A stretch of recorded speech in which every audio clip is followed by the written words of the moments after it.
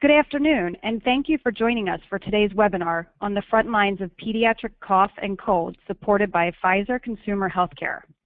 My name is Sarah Rosenberg, and I'm the Deputy Executive Director of the Convenient Care Association, and we are pleased to have Karen Adis, Paul Buckerite, and Laura Carrig from Pfizer Consumer Healthcare presenting this timely program as we enter cold and flu season. We'll leave time at the end of the webinar for a few questions related to information presented during today's program, the digital hub that will be showcased, and the materials available through the platform. If you have a question, please type it in the chat box on the right side of your screen. This webinar is also being recorded and will be available for on-demand viewing on CCA's website. We'll send out an announcement when it's ready for viewing. Finally, we ask that you mute your computers and phone lines to reduce any background noise. Now, without further ado, let's get started, and I'll turn things over to you, Karen. Thanks, Sarah, so much for the introduction. As you all well know, the cough and cold season is underway, and we at Pfizer Consumer Healthcare know that you are in the trenches with both the sick child and the concerned caregiver. And we wanted to thank you for taking time out of your busy schedule, especially with the holidays upon us, to connect with us on the marketplace dynamics around pediatric cough and cold and the role of over-the-counter treatments. So just to give you an understanding of the size of the impact of the season, it is estimated that up to 500 million episodes of acute viral upper respiratory tract infection occur in the U.S. each year, which has an associated cost of approximately $40 billion. What this really means is 22 million missed school days per year and 20 million absences from work for those that are caring for sick children. And we know that typically children under the age of 6 average 6 to 8 colds per year, with symptoms that can last up to 2 weeks on average. And although the season has been a bit slower than historical years, it is starting to pick up. And currently, pediatric cough is 4th over the last 10 seasons. So what we wanted to talk to you about today was the caregiver, and for this example today, it would be mom and her children, and an overview of the etiology of cold and flu, as well as OTC treatments available, and the digital hub, which we are making available to you for tools to support the conversation with mom or the caregiver of the sick child. So let's start with the progression of the caregiver, or in this case, mom's confidence to care for a sick child as they age. We know that when children are under the age of 2, that is when anxiety peaks for the caregiver. Dosing can be frustrating. There's a lack of ingredient knowledge, but we want to deliver relief for the sick child. There's a lot of uncertainty in this space, and so mom or the caregiver is looking for validation from trusted sources. But as that child grows, so does her confidence. And between the ages of 2 to 6, the caregiver knows and expects that her child will be sick, or his child will be sick. They're still somewhat uncertain about medicine, but their confidence is building through conversations with other moms. And then as the child goes up in age to 6+, mom completely expects and is comfortable and prepared for an ill child. She understands the importance and efficacy of treatments, flavors, and the role of forms, and she's confident, and not only does she want to seek information from other moms, but now she's comfortable enough to share her successes and experiences. So for today's presentation, we're going to introduce you to our mother, Sarah. This should look somewhat familiar to the patients that enter into the retail clinics. She's 34 years old, she's married, has 3 children, and is college educated. But what's important to understand is that Sarah's behavior is not the same behavior as it was years ago. Her family is not a traditional family. It actually extends to the close friends in her and family in her life that are important to keeping her family life running smoothly. She's experienced in dealing with common childhood illnesses, especially as they are shared amongst each other. And she's open to finding better solutions that fit her needs and her life. So in Sarah's world, we wanted to give you a little texture as to some of the things that come into her consideration set and introduce you to some of her behaviors. First of all, Sarah is a millennial, as 80% of babies born in 2013 were to millennial women. And as part of this generation, her smartphone is an extension of herself and her personality. She uses it not only for information, but for entertainment, and it is with her 24 hours a day.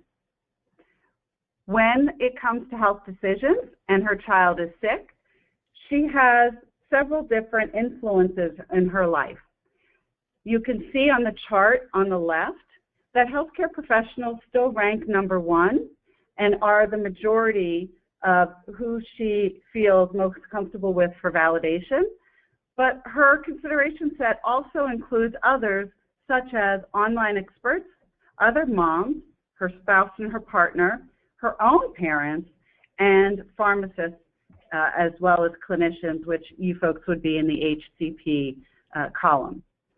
Now, being a millennial, social is very important to Sarah, and this includes when she's dealing with illness.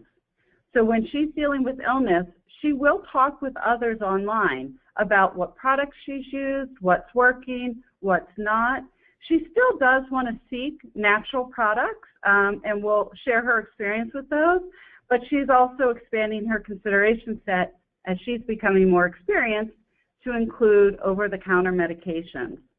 Value and coupons are important to her, and she will update her social circle with her experiences, the values she's been able to seek, as well as her children's health status. So what is Sarah thinking? She's pretty savvy, and she does trust brands for her children. She believes that over-the-counter medications are safe, but she'll still do her homework. She will look for validation from influencers such as yourself, and she relies on her smartphone for information. Sarah is very aware of the aspirational view of motherhood. She also goes on places such as Pinterest, but she's smart enough and experienced enough to recognize that things don't always turn out as beautifully as others may share out. She is concerned about her children's health because she's now savvy enough to recognize that it will impact her entire household. And although she says she uses natural remedies in delivering relief for her children, OTC medications play a role in that treatment. So let's meet Sarah's kids. We have Tom, Chris, and Michael. Tom is Sarah's oldest, and he has a cough that just won't quit. And her two younger ones, Chris and Michael, are starting with runny noses. My colleague Paul, who is our resident pharmacist and pharmacologist, is joining me today and will discuss what this means with a brief etiology of cold as well as flu, and then provide a high-level review of the active ingredients found in popular OTC treatment options for symptom relief. Thanks, Karen. You are the experts in the front line, so this will be a brief review for you all. Just to talk about a comparison between cold and flu by symptoms, I thought this chart would be very helpful. So when we look at the common cold, if you look at the symptoms towards the bottom of the chart, like stuffy nose, sneezing, sore throat, cough, these are all pretty common in the cold. In comparison to the flu, if you look at the symptoms on the upper portion of the chart, namely fever, headache, general aches and pains. Those are the symptoms that predominate in a flu. So it gives you a taste for the differences between the two respiratory infections.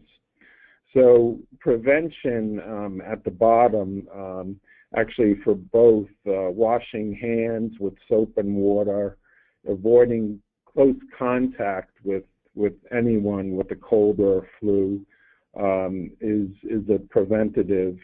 Of course, with the flu, you also have the annual vaccination and antiviral medicines. So the common cold is caused by over 200 types of viruses, most notably the rhinovirus. Transmission, as I said, is by contact or by inhalation of the virus from air, from coughs or sneezes.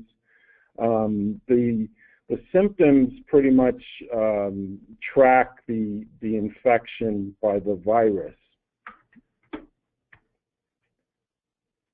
And the symptoms, really, you can break them down into early symptoms and late symptoms. So the early symptoms, that occur in the first couple days, like headache, sneezing, chills, and pharyngitis.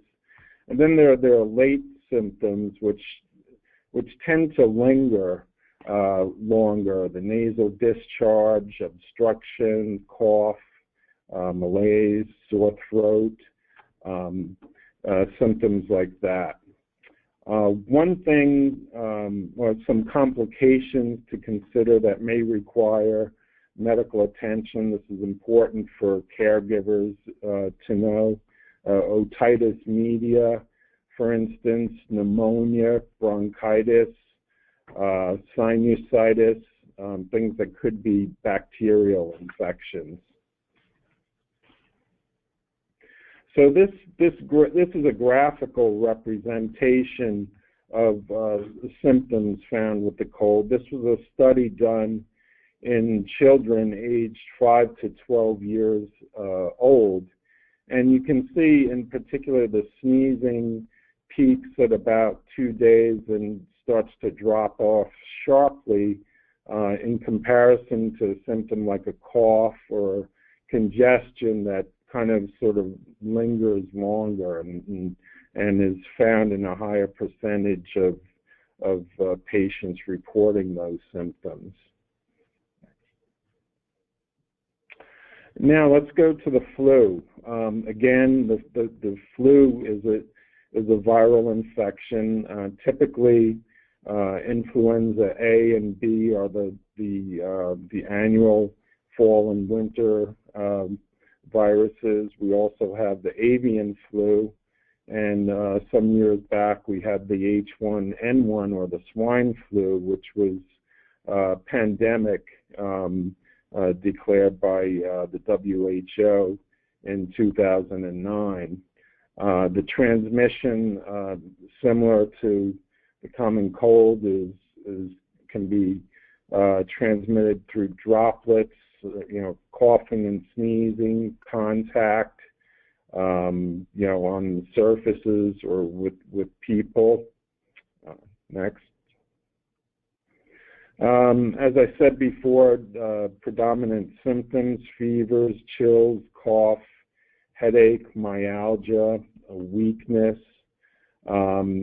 Fever, very common in children. Other things to be concerned about: a cough with the fever is probably the most predictive distinguishing a flu from a cold. The recovery can last anywhere from a few days to a couple of weeks, and also it may cause patients with pre-existing conditions to develop complications such as pneumonia and bronchitis. So what I wanted to do here is to just take a moment to talk about antibiotic use. We know you're having difficult conversations with your patients when they come to see you, and patients generally like to leave with a prescription in hand, but using an antibiotic to treat a viral infection is really not appropriate. And this is a chart that I took from the CDC, which has a website. Antibiotics aren't always the answer, and you can see from the table here, things like a cold or flu are not appropriate for antibiotics, but bacterial infections like whooping cough, strep throat, or a urinary tract infection are. And antibiotic overuse is a real problem. If you look at the top, in 2009, we spent $10.7 billion on antibiotics in the U.S., and that's a lot of money, and the overuse can actually cause resistance, within the bacteria, which makes your job harder. Next.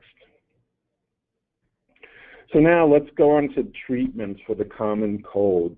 These are really symptomatic relief products that are available to consumers, to caregivers, to administer to their children. And when you walk into a pharmacy, the cough and cold aisle looks something like this. It can be very daunting. There's bottles, boxes with bright colors all over the place, nice pictures, but really, what's the product that's right for my child or for this this child? And there's really a set of ingredients and combinations of these ingredients that are available.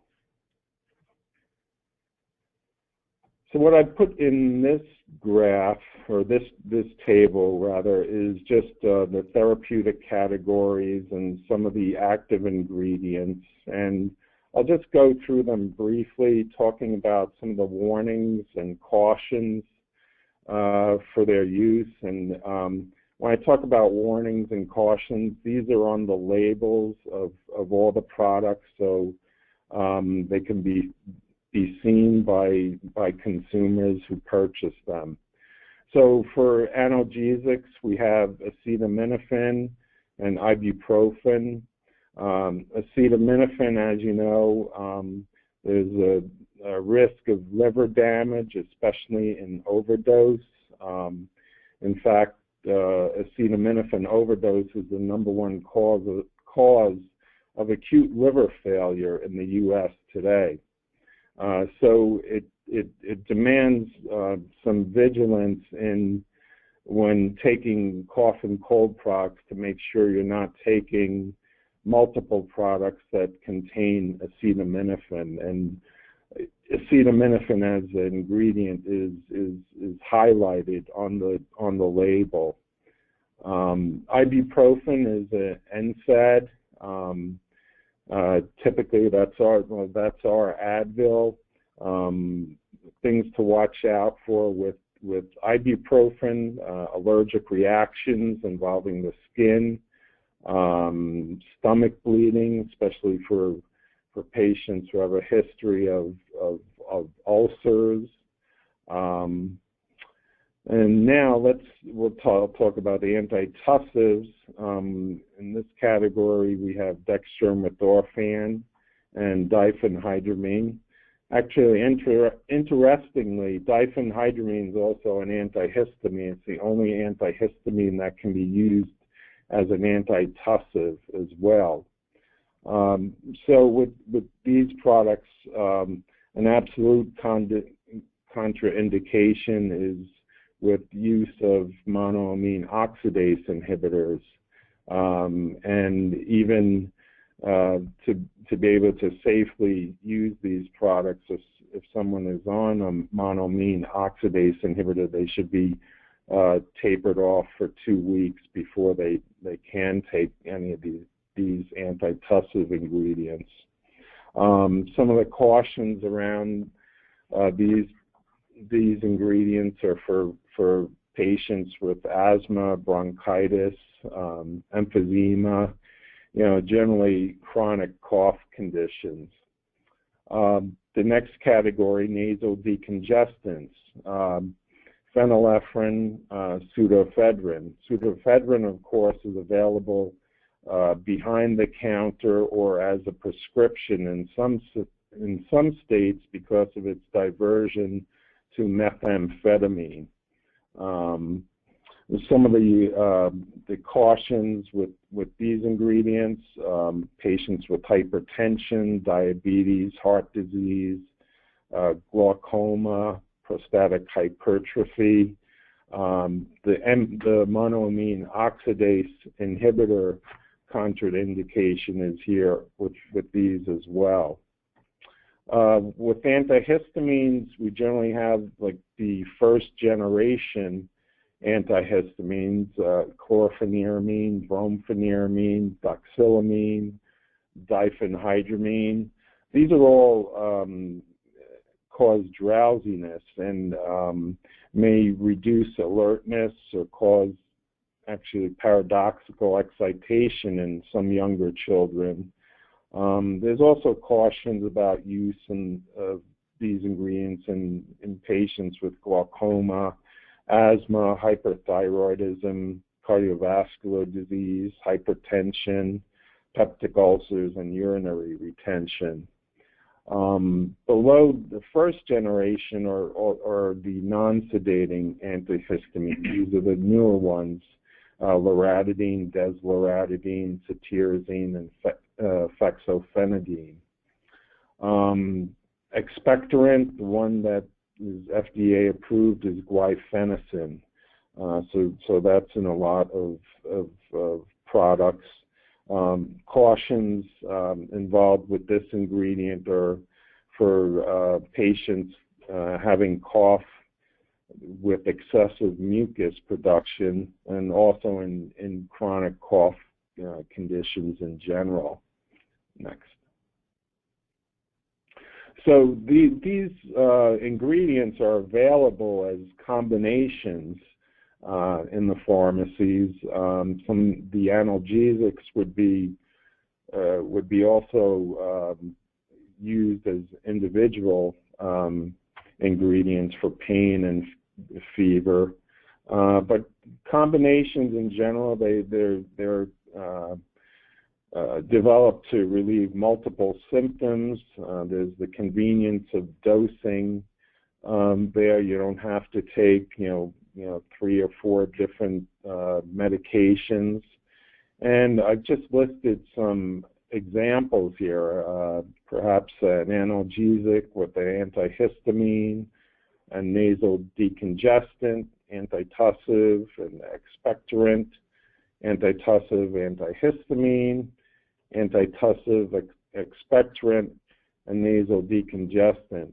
And the point I want to make here is really to know the ingredients that you're taking or what you're telling your patients to take, because these have multiple ingredients. And just to re-emphasize about acetaminophen, there's over 600 over-the-counter products in the U.S. that contain acetaminophen. And so you really have to know what you're taking. So reading the label is very important.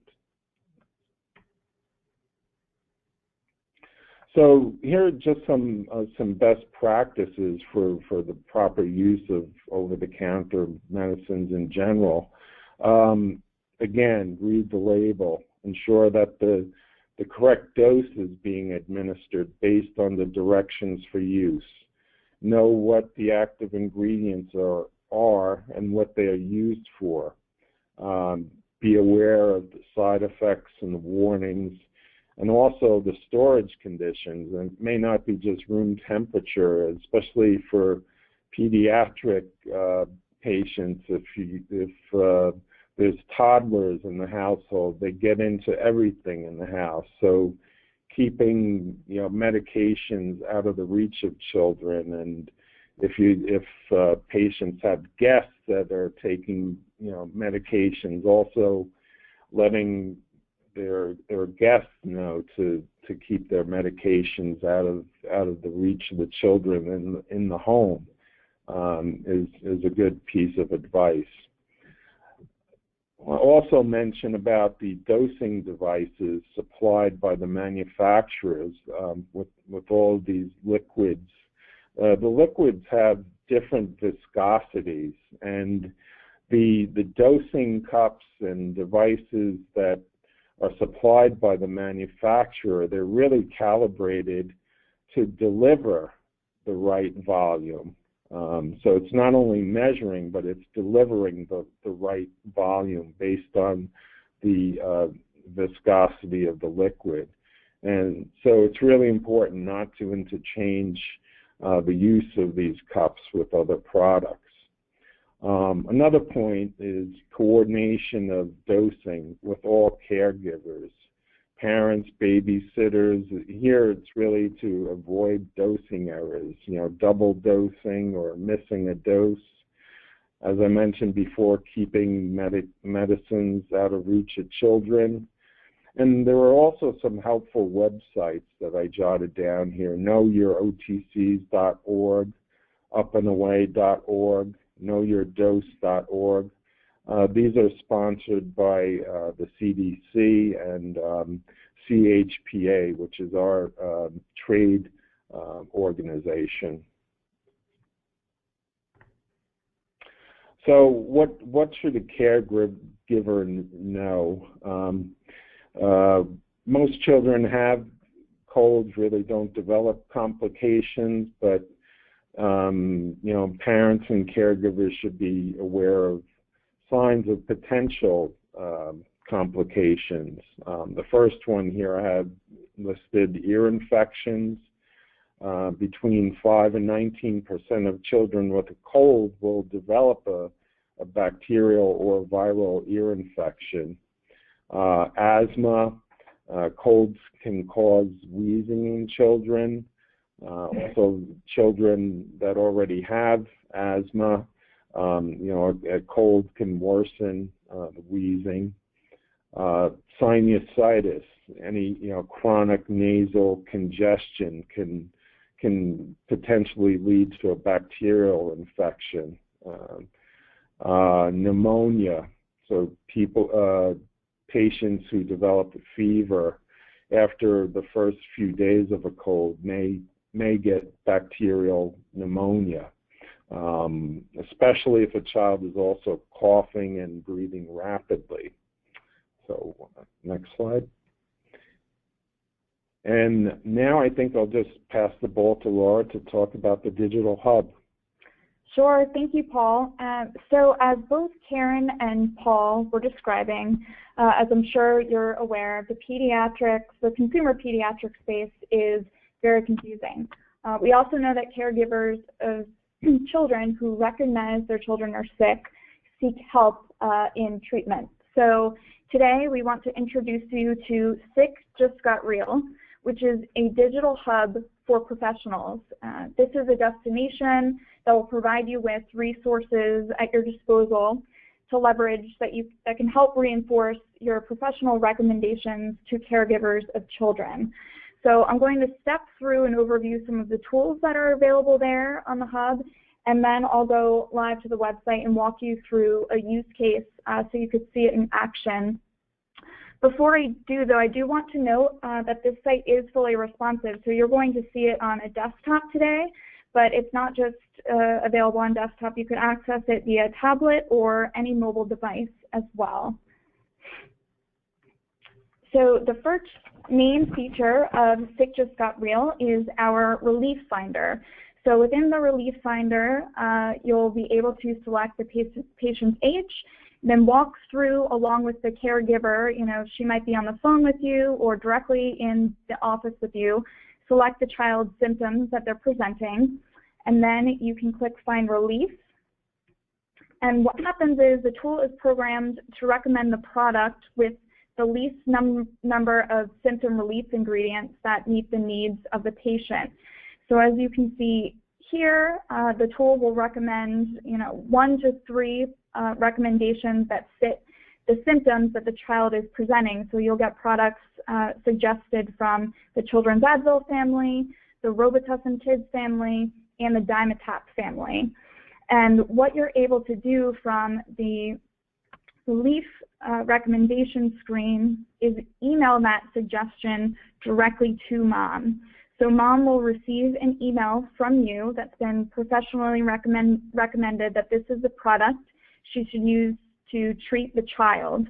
And I'll show you that actual email in a moment when we go live, but to note, not only does the email contain the product recommendation, it provides a link as well so the caregiver can access a coupon for when she purchases the product. So the next feature of the site is various tools that are available to download for you to reinforce as well. So first, we have the symptom solution sheet. So this is basically the relief finder, but in chart form, so you can see it all in one glance. Also have dosing reminders. To note, this particular one is a new feature that isn't live yet, but is coming soon.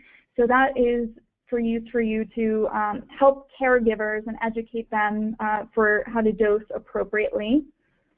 We have soothing suggestions as well, and so we'll see that in full in a little bit, but some extra tips that go along with the child's mood.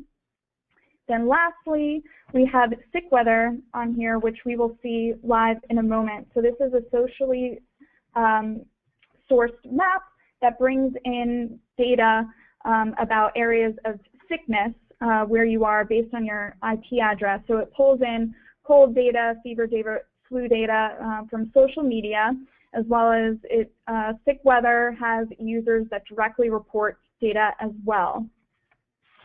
And now, give me one moment, I'm going to go live.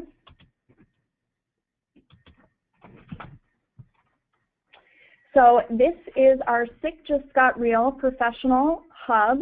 I'll scroll around for you a bit so you can see.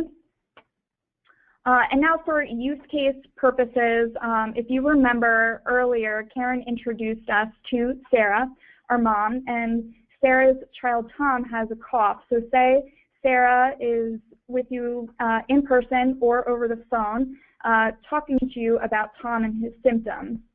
So Tom is 9, and the first step we take here is selecting the age range, and the age range populates the symptoms over here. And we see Tom has a cough, but in addition to that cough, Tom also has a fever and a runny nose. So once you've confirmed with the caregiver that these are all the symptoms the patient is presenting, you can click Find Relief, and up will pop a product recommendation. And in Tom's case, it's recommended that he takes Children's Dimetap multi-symptom cold and flu. So on this screen, it has a product recommendation, the active ingredients, the appropriate dosing, and all of the symptoms that that product is indicated for. Now from this screen, as I indicated before, you're able to email this recommendation to mom. So you are able to put in her email address right here, hit submit, and you immediately will send an email to mom that looks like this. So in this case, this is the email that Sarah will receive because she is recommended to purchase Dimetap multi-symptom cold and flu. So now, not only have you verbally given her the recommendation, but when she's going to the store, she has all the information here in front of her. So it has all the active ingredients, the proper dosing information, and as I noted, the handy coupon access here as well. So mom will be able to land here, and access a coupon for that product in addition to our other suite of products as well. In addition to the relief finder, as I noted before, we have sick weather here, our socially sourced cold, fever, flu data. So you're able to go here, zoom in on your geographic area. If I take you in a little closer, we are in North Jersey, so I'm going to zoom in a little closer. And what you're able to do is hover on and click certain bubbles to see exactly what was reported in your specific area. So for use case example, if we take Sarah, she's in there specifically with Tom, but her other two children are presenting some sniffle symptoms as well. So she knows Tom's, getting sicker, what might be in store for her other two children. So she's able to see kind of what else is reported in the area. So that is sick weather. Then additionally, we have a resources section of the site. And so these are the materials that you'll be able to print out, have in your office, share with the caregivers. So first is the professional symptom solution chart, which looks like this. And again, this is fully printable, has all of the different symptoms a patient might present, along with the different product recommendations that coordinate with those symptoms. There's also a sheet in here that has ingredients and dosage guidelines that, again, can be talked through with the caregiver, also provided to the caregiver directly. You also have access to soothing suggestions, another tip sheet that can be printed out. And so for example's sake, we will take Tom again. So not only does Tom have a cough, fever, and a runny nose, he's also cranky. So yes, mom is picking up Dimetapp, multi-symptom cold and flu, but because Tom is cranky, you might want to remind mom to keep up the fluids, to keep Tom well hydrated, keep up with R&R, so on and so forth. And lastly, what we have available to you is the drug facts in full, that the caregiver will be able to find, on the back of the package, but so that you can walk it through her live. There's access here, so once you click on these, it will bring you the drug facts in full. So that is our professional hub. Again, it's sickjustgotreal.com/professional. And so we hope that this will empower you to provide, just some extra tips and care to caregivers as they come in with their children. So with that, I'll give it back to Karen. Terrific. Thanks, Laura. If you can take us back to the slides and back up a couple of slides. We're not done just yet. So in addition to the digital hub and digital resources that Laura presented that are available to support your patient interactions, I also wanted to let you know that we are actively engaged across several organizations like NAPNAP, the National Association of Pediatric Nurse Practitioners, and school nurses through schoolnurse.com. We have also sent out to pediatricians' offices the mailing of the materials that we have reviewed with you today. And we have a satellite media tour going titled Identification. And our expert is Dr. Nina Shapiro, who is a pediatrician and a mother who has been featured in publications such as Time Magazine, The Wall Street Journal, and Prevention Magazine. And we're also actively engaging in expert mommy communities with key mommy bloggers around their moment of ew. And lastly, we wanted to share with you some highlights from a piece of clinical research that was recently published around consumer attitudes on cough and cold, which is also referred to as the ACHU study. This study recognized that there are gaps in general knowledge about the pathophysiology and the appropriate management of cough and cold, and key findings indicate the need for HCPs such as yourselves to proactively offer information to your patients around the etiology, natural causes, and appropriate management of cough and cold. This is information that's important because better consumer education could potentially improve symptom management and requests for antibiotics. I know we've been presenting quite a bit of information over the past hour, and I really greatly appreciate your time and attention during this session.